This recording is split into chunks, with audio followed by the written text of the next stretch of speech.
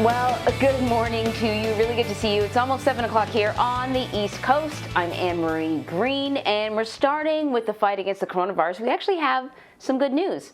More and more Americans are being vaccinated, and the Johnson & Johnson shot is making a comeback. Over the weekend, vaccination sites nationwide, like this one in Florida, got back to administering the single-dose immunizations after the FDA and the CDC gave the green light. Still, overcoming vaccine hesitancy remains an issue. A recent CBS News polling shows 6 in 10 Americans say that they will get inoculated or have already received at least one dose. And that represents an uptick since March. Good news, right? But the number of people saying that they will not get the vaccine has held steady at around 1 in 5 Americans. So Laura Podesta is following the latest for us. Laura, despite these numbers, experts are signaling optimism. That's right, Anne-Marie. Good morning. Federal health officials say that the number of hospitalizations is going down nationwide, including in states that have seen recent surges, including Michigan. The average number of cases last week saw a 10% drop compared to the week before.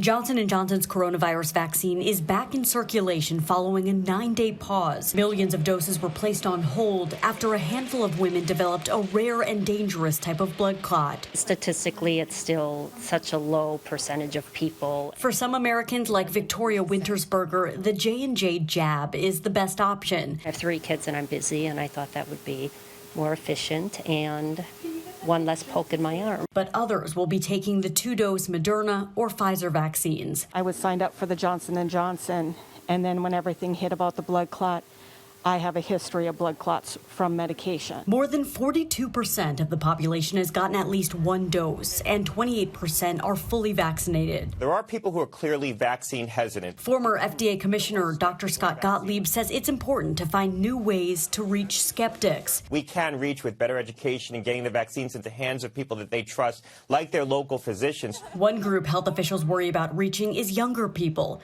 But 17-year-old Delaney Belcher hopes her fellow students see the benefits. Yeah, I hope I get maybe something, maybe a prom, who knows? A European Union official told the New York Times that vaccinated Americans should be able to travel to Europe this summer.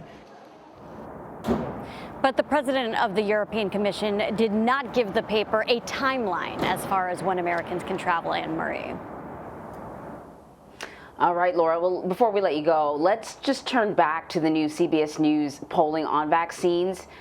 What are we learning about those who are still opposed to the COVID-19 shot? What is the issue for them?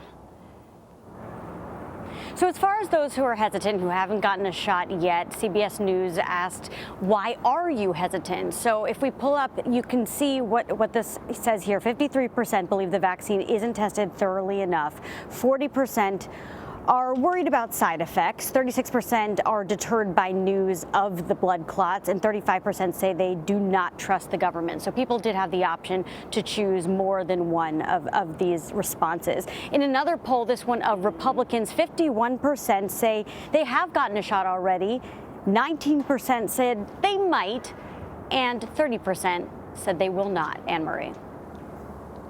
30, that's a lot. It's also really interesting that people were factoring, the stories about the blood clots. That's not surprising, though. Laura, thank you so much.